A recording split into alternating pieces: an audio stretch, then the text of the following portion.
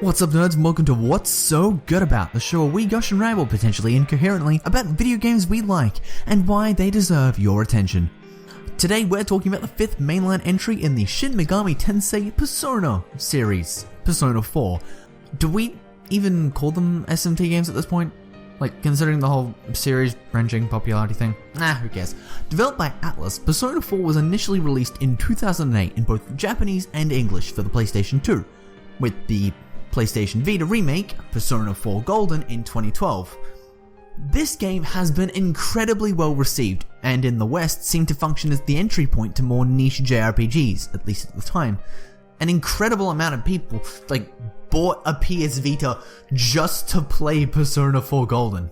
Actually, yeah, now that I think about it, the PS2 Persona 4 had Shin Megami Tensei Persona 4 on the box, but then the Vita remake just had Persona 4 Golden. My first experience with the game was not in fact actually playing through it myself, but instead watching a Let's Play, the only full Let's Play I've watched in full to this day. The Persona 4 Endurance Run by Giant Bomb, and I watched all 155 parts of it. It's an intense burnout. I mean, I did enjoy it so much, I went and bought a copy of Persona 4 to myself to play, right afterwards, and the result is this video and some concerning selfies of my edgy face based on Yosuke having knives. We don't talk about this. Onto video game! Persona 4 stars our high school protagonist, transfer student, insert name here. The English name in the anime and spin-offs is Yu Narukami, but that doesn't fit in the text box in English.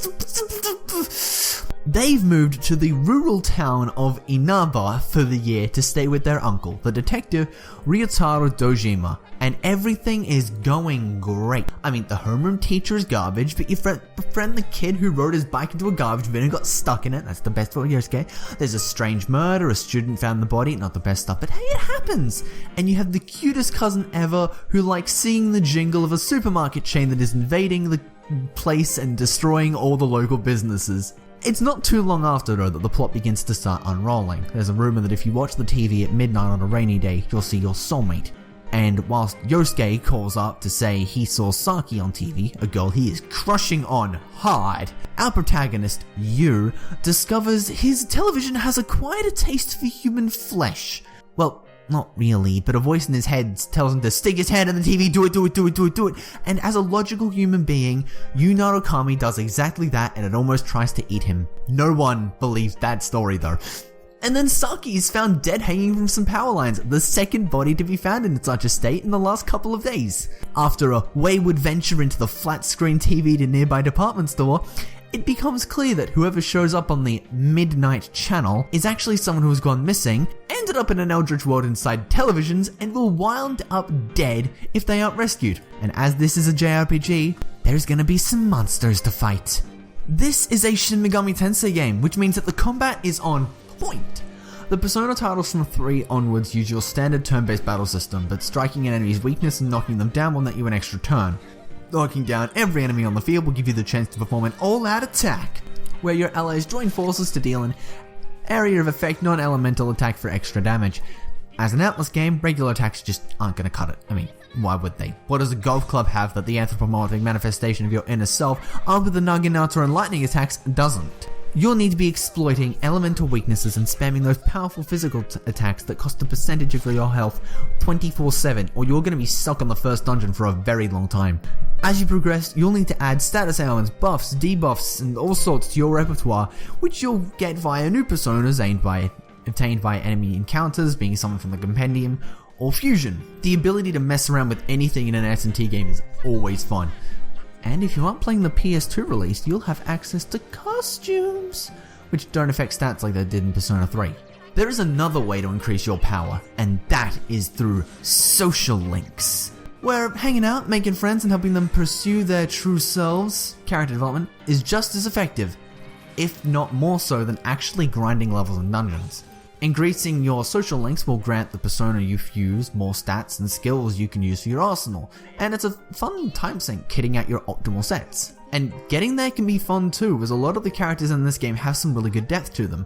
Since development is about people accepting their true selves, which includes parts of their identity they don't like and then using it to further their current selves, it really makes the friends you make in Inaba feel fleshed out in some very interesting ways. And it certainly helps make the setting feel deeper. There just several questionable things the game does in relation to party member development, so just, skip that. Where the story of the game does excel is in how it treats the murder mystery, and how a bunch of kids are not the most well equipped to hunt down a serial killer, especially when the supernatural is involved. There are some very good story beats, fantastic reveals, and an exceptional villain though. One major villain was actually really messy and redundant in the original game, but the Golden re-release patched that plot hole up. Thank you. As another fun fact, Shoji Meguro's guitar work slaps. The main narrative themes may be a bit messy, but the musical themes are absolutely top notch. Aside from him orchestrating some absolutely killer battle themes like I'll Face Myself and Mist, songwriter Reiko Tanaka uses one of my favorite techniques for the vocal tracks: lyrical dissonance. The soundtrack is filled with songs that shift their tone dramatically via the lyrics, but the melody is left totally unchanged. Example of this include the battle theme, Reach Out to the Truth, and the outdoors theme on Cloudy Days. Heartbeat, Heartbreak. That's a nice smooth song about a depressing breakup. These tracks thus feel like they've got an extra level to them and are multifaceted, like a persona. The Golden version of the game also has one of my favorite boss themes in the franchise, the Reincarnation remix of I'll Face Myself. It's just perfect. God, this soundtrack is so good. Persona 4 is a game a lot of people hold close to their heart, and it's got some good reason for that. It's got a great battle system that's easier to get into than some other SMT games, thanks to only one physical type, a cast that a lot of people relate to, and a story that is essentially what if the Scooby-Doo cast had stands, which is just a lot of fun inherently.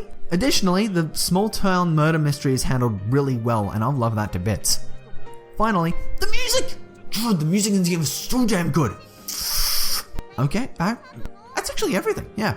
That's gonna be all for this episode of What's So Good About. Thank you guys so much for watching.